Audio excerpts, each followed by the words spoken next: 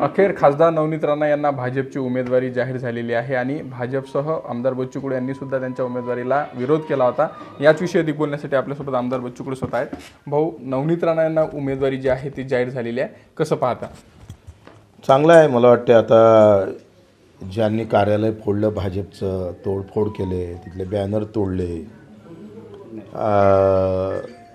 शिव्या घातल्या भाजप कार्यकर्त्यावर, गुन्हे दाखल केले, पालकमंत्र्याला बालकमंत्री केलं, आता त्याचे झेंडे घेऊन जावं लागेल, त्याचा जय जयकार करावं लागेल।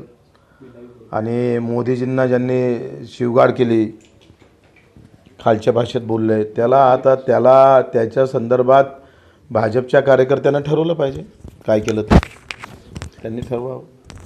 काल रवी राणा यांनी तुम्हाला हात जोडून विनंती केली आहे, नवनीत राणांचा प्रचार करण्यासाठी त्यांनी विनंती केली आहे। नहीं, मला वाटतं धमकीची भाषा अमृत नोनी आर्थो प्लस, ये एक प्रूवन फॉर्मूला है। इसमें मौजूद नोनी फल के गुण और आयुर्वेदिक जड़ी बूटियां शरीर को जरूरी पोषक तत्व देने के साथ साथ हड्डियों और जोड़ों के घिसने, उनमें होने वाले सूजन और दर्द को रोकने में मदद करता है। दर्द मुक्त जीवन के लिए अमृत नोनी आर्थो प्लस परलेसी बरं झालं असतं, मग मी असतं कदाचित, पण ते म्हणा यावंच लागेल तर धमकीनं, कारण त्यांच्याजवळ आता सत्ता आहे, ईडी आहे, बाकीच्या गुन्हे दाखल करू शकतं, केजरीवालसारखं आम्हाला पण अंदर टाकू शकते, कधी टाकू शकते, त्याच्यानं ती भीती आता आमची गेली सगळी डोक्यातून। अब लढेंगे हम, मजा आएंगे। अब तुमची मुख्यमंत्र्यांसोबत बैठक झाली, या बैठकीमध्ये तुम्ही मुख्यमंत्र्यांना महायुतीतून बाहेर पडण्याची परवानगी मागितली असल्याची माहिती आहे। आता काही मागायची गरजच राहिली नाही। आता एकंदरीत अमरावतीपुरतं तरी आम्ही मैत्रीपूर्ण लढू। चांगला उमेदवार जर भेटला तर उभा करू। आता आमचं लक्ष आहे का इथं भाजपाचा उमेदवार नवनीत राणाला पाळायचं। अब की बार 400 के पार, एखादा खासदार कमी झाला तर आम्हाला माहीत आहे 400 येणार आहे, हे पडलं तर काय फरक पडणार, पण अमरावतीकरांचा स्वाभिमान अभिमान टिकला पाहिजे। या लोकशाहीचं पतन करणारा उमेदवार जर इथं निवडून आणत असेल तर अमरावतीकरांचं जे काही नाव होतं, पंजाबराव देशमुखांचा हा जिल्हा, गाडगेबाबाचा, तुकडोजी महाराज, ते नाव आम्ही कायम ठेवण्याचं काम करू। जे लोक भाजपचे नवनीत राणांच्या उमेदवारीला विरोध करत होते तेच लोक काल पक्षप्रवेशाच्या वेळीस भाजप कार्यालयात नागपुरात होते, याच्याकडे कसं पाहता?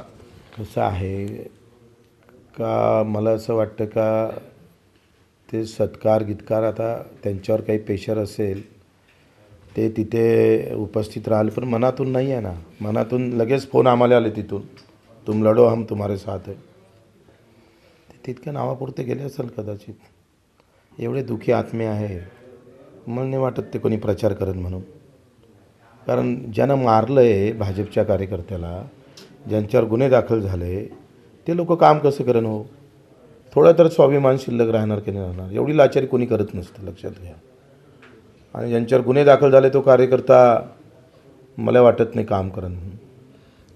शेवटचा प्रश्न, तुम्ही महायुतीतून आता बाहेर कधी पडणार आहात, त्याची अधिकृत घोषणा कधी होईल? आम्ही बाहेर सध्या आम्ही काही पडलो नाही। त्यांना जर वाटलं बच्चू कडूची गरज नाही तर त्यांनी सांगावं आता बच्चू कडूची महायुतीत गरज नाही, तर हम त्या सेकंदात बाहेर निघू। स्वागत करू त्या निर्णयाचं। बच्चू कडूंची गरज नाही हे आता त्यांनी सांगावं आणि त्या सेकंदाला आम्ही बाहेर पडू असा इशारा आता बच्चू कडू यांनी दिला आहे। जर्नलिस्ट सागर ताडे, समी अनिरुद्ध दवाडे, झी मीडिया, अमरावती।